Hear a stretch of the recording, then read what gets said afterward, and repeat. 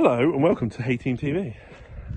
Right, so this morning I thought I'd do a little bit of a catch up on things that have gone wrong, been fixed, been repaired. Little things we're doing with weather conditions as they are, and basically I'll sort of wander around what is going on. So firstly, over to the wrapper. She's still outside, even though we have had more moisture. I'm not going to say as far as we've had rain, we've had moisture overnight. New jack is on. When HRS was fitting this, and I had it lifted up on a strop on the front, as soon as he fitted the new jack, we found the handle on the new jack was too long. So after fitting the whole thing, Adam had to take it all back off, take that apart. Fortunately, the jacks were the same make, so he basically removed the old handle from the old jack and put it in this one. And we had to do that because the old jack was basically for a machine that doesn't have a motor on it. This jack was specially put on with a shortened handle when we bought the machine, and unfortunately the new jack didn't come with a handle at the right length, so that had to be sorted. So the mowers with the PTO clutch that I burnt out, which is in there. Basically, we had, because we were so manic at the time, we had Holsters come down. They fixed PTO clutch by putting a new pack plate back in.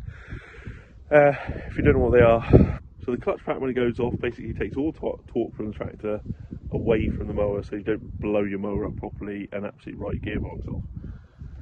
So we had the clutch plates replaced in that, so it's all ready to go.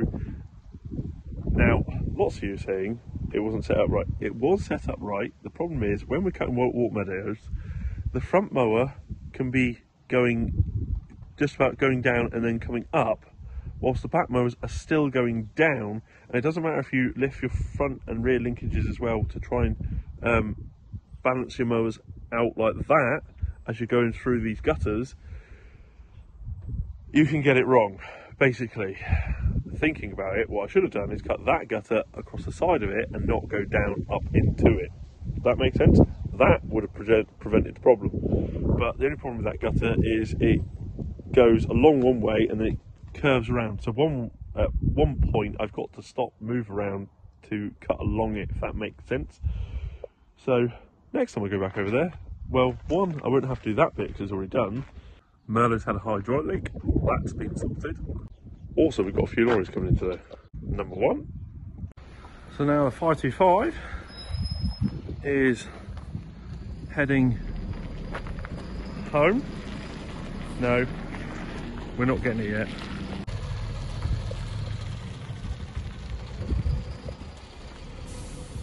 So the fast track and the problem we've had here. So in here, there's a pipe that sucks air in the turbos, right? That pipe there, which is flat, it's not round. I don't know if you guys can quite see it. It's long this way and it's narrow that way in the way it fits through there. Now, that pipe has got ribs on it, as you can see, which hold the shape. Now, basically, as JCB said to us, it's probably a batch of faulty parts. So, as I was mowing up hills or under load, or under extra load, and the tractor sucked for more power, that pipe was getting sucked in, because the tractor was trying to draw more air, getting sucked in, basically suffocating the engine, which would shut me down. But the tractor computer would try and basically compensate to keep the mowers going, so it would send the mowers up on the PTO speed, which then the computer was telling me that I was getting overspeed on the PTO. Okay, and then I would stop, which would take the load off the engine, allow the engine to breathe, and then sort the mowers back out and bring them back to where they need to be. Does that make sense? So that has been replaced as well. because that was a nightmare. That stopped me mowing while we had to get the other fast track back, which obviously, as you all saw, that didn't go quite so smoothly either. But now, all perfect again. Put my keys back in. I'm not going to worry about it, put them on the seat. So, there's a heap of machinery problems. Another little machinery problem that we've had. Now, we don't know whether this is affected because the ground's been so dry.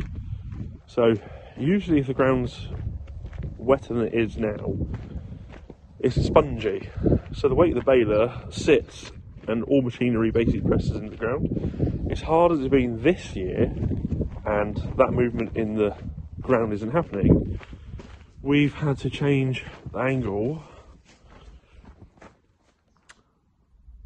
of the pickup hitch on the baler, only by 1 notch. So if anyone knows about pickup hitches around balers, they're on a spline by that bolt there, so you can undo that bolt, pull them apart, and then move the hitch a knot for the pitch that you want on the baler.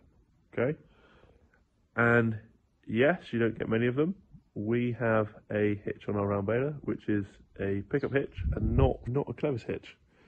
I'm sure lots of you would love one of those if you haven't already got one. Soon be time to get that thing out again. Also, whilst I'm walking the cob, I just remembered that I didn't say the airline problem on the fast track is also sorted, so now we don't leak air. So, all in all, I think that's most of all the problems machinery-wise sorted, apart from the factory needs a service.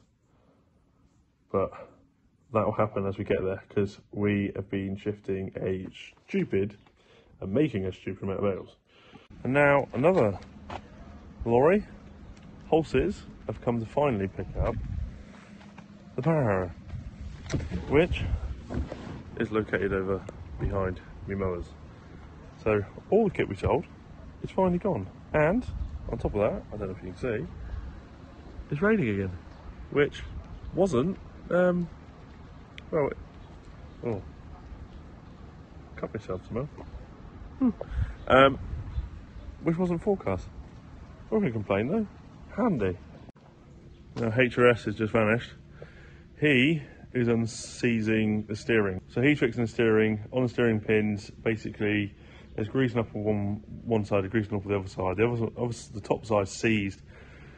And basically, there's not enough grease in there, so it's not allowing the wheels to return to straight, if that makes sense.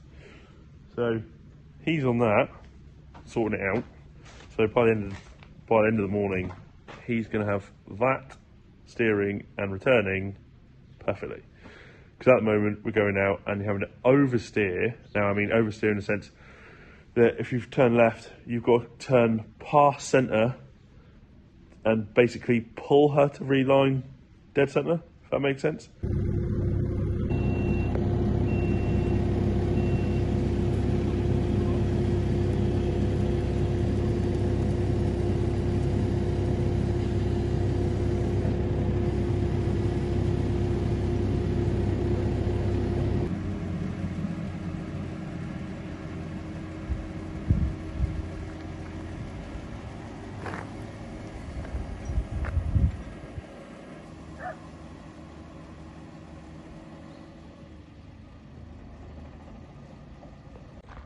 I wouldn't say it was a failed experiment because we never experimented with it, but it's an idea that we didn't go all the way through with, basically. But it's gone now. Now, even though we've been getting a little bit of moisture, but the lack of moisture that we've had this summer, so a couple of years ago when strip grazing, I would back fence that every little block that the cattle are getting, they get a rest. Well, last 2 years, or 2 years before this one, I stopped back grazing because I got a bit lazy. But it was alright because we had enough rain. But now, I'm back to back grazing again. So, put the fence going behind them, which takes a little bit longer, moving it every day. But like, if you can see now behind me, this is where they've just been. As you go further up, the light this morning didn't quite do it justice, but it is slightly darker on the top where they started, and recovering without them constantly going back over it, grazing it, which is helping with grass recovery behind them. I'm just putting up sensor. So hopefully for the rest of summer, but also what's a bit annoying is this field I graze here, because of the sheer lack of rainfall, this field should have gone for second cut, but it's actually now ended up going for grazing instead. Yeah. And yes, I know to all that keep mentioning comments on the haircut again, for someone whose sister is a hairdresser, I am so lazy at getting my haircut, it's unbelievable. But I've also got other things to do, to be honest, than sit in a chair and get the chop. What I used to do when I was younger is just shave my head. But other half, apparently that there, that's not good enough. So I've got to do it when time allows. Anyway, this is just a bit of a, enough of me talking about my hair. This has just been a bit of a catch up on all our fixes and little things we're doing within this summer. So until, I'll just put it out stakes because I want noises. So, little short, sharp video. Hope you've enjoyed. I'm just about to get wolf. Oh really? Oh, you're joking. I think he just rolled in badger crap. Puppies. I hope you didn't do what I thought you did. Anyway, he is going to do some training in a second on cattle, but just in case I swear at him, I don't really, but just in case. I'm going to love you and leave you all here. I will see you in the next video. If you haven't yet done so, please hit that subscribe. That'd be most appreciated. If you want to see any more of us, you can find us on Instagram, Facebook, Snapchat and Twitter. You won't find us on TikTok anymore, because I canned it, because it just does my head in. There's just too much crap on TikTok. So, you can see us on the other ones. Anyway, thank you all for watching. We will see you in the next one. Cheers.